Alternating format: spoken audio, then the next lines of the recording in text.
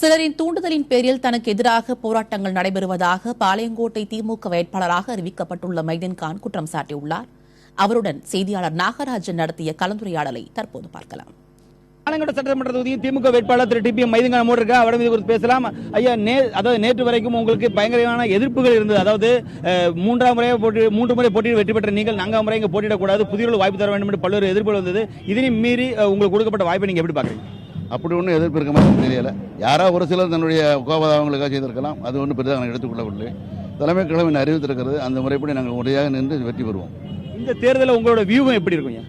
தேர்தல் வியூகம் தேர்தல் அறிக்கை தலைவர் கலைஞருடைய சூப்பர் ஹீரோ என்று சொல்லக்கூடிய அந்த தேர்தல் அறிக்கை மூலமாக தலைவர் சுற்றுப்பயணம் இந்த பயணம்லாம் இருக்கிறது. இதையெல்லாம் வைத்து நாங்களும் இருக்கின்ற கழக தோழர்கள் பொதுமக்கள் ஏற்கனவே அறிமுகமானவர்கள் தான். அவர்கள் எளிதாக வாக்குகளை பெற்று உறுதியாக வெற்றி பெறுவோம். இதில் எந்த சிரமங்களுக்கு இருக்காது என்பதை தெரிவித்துக் இந்த முறை திமுகவோட வேட்பாளர் அறிவிப்பில் இளைஞர்களுக்கும் பெண்களுக்கும் வாய்ப்புகள் அதிகமாக இருக்குன்னு நினைக்கிறீங்க?